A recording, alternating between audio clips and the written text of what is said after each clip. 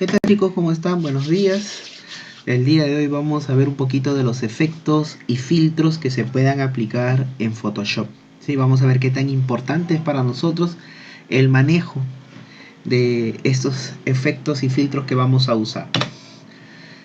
Por ejemplo, cuando nos hablan de los filtros, específicamente es un adicional que yo le pueda proporcionar a una de las fotografías. Pero vamos a ver qué nos dice la teoría.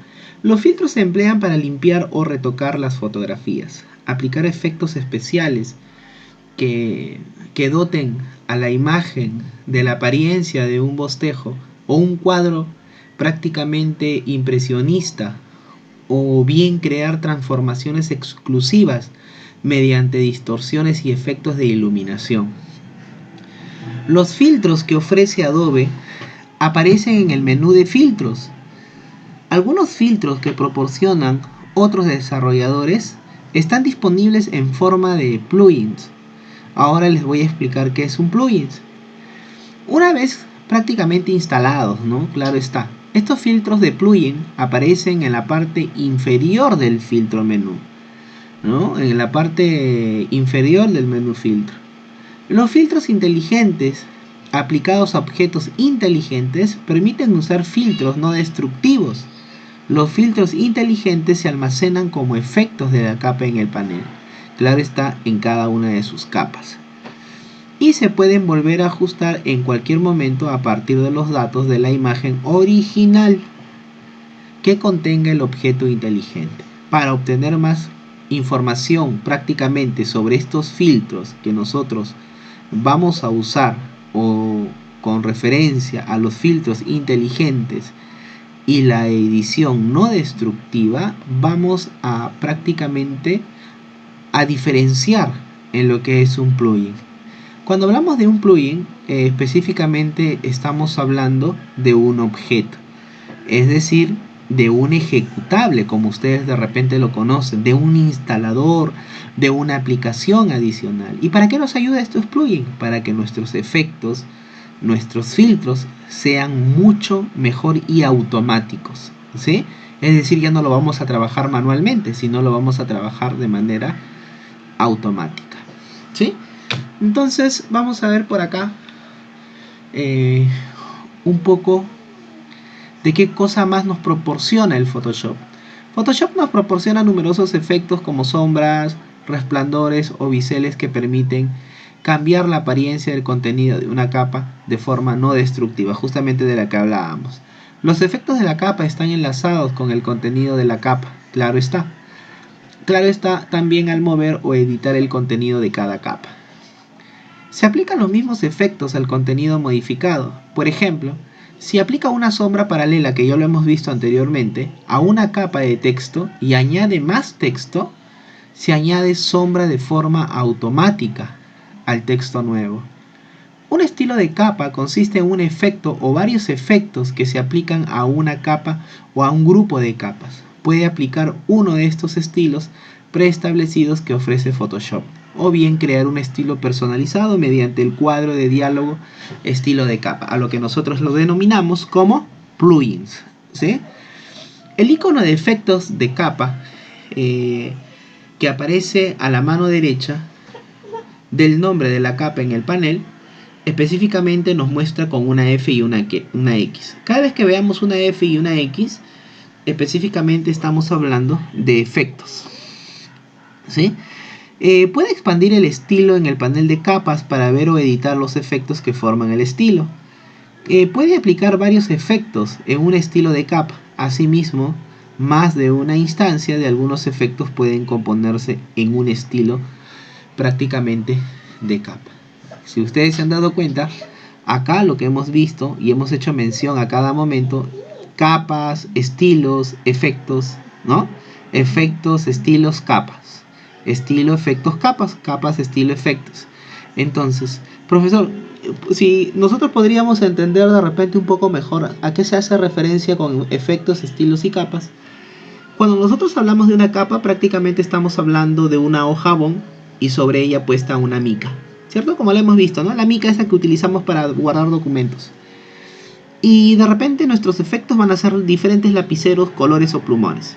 ¿sí? Eso van a ser para nosotros los efectos. Y si tú quieres aplicar un estilo, tendrás que agarrar de repente un color.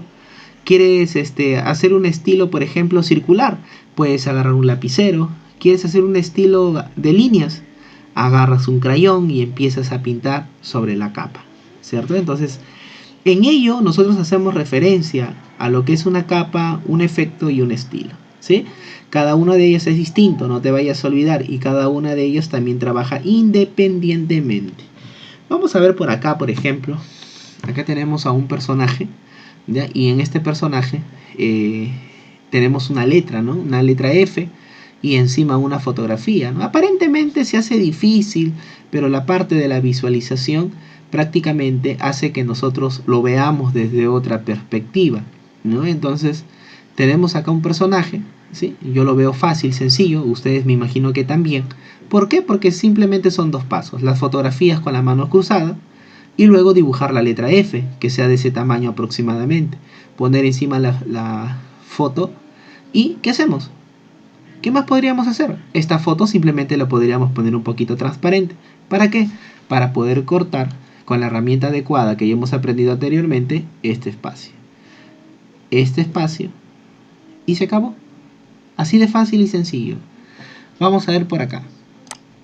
Acá, por ejemplo, tenemos una fotografía donde prácticamente se le ha aumentado el tamaño del rostro y de repente por ahí reducido el tamaño del cuerpo, ¿no? Entonces, lo que nosotros podríamos hacer aquí, justo como nos decía la teoría, es aplicar uno de los filtros, ¿no? Un filtro que me ayude a hacer este tipo de efecto, que ya lo vamos a ver más adelante. Aquí, por ejemplo, algo parecido, similar, vamos a hacer el día de hoy, ¿sí? Tenemos a un personaje y este personaje parece que le hubiesen puesto un jarrón, una olla, de repente, en esta posición, ¿no?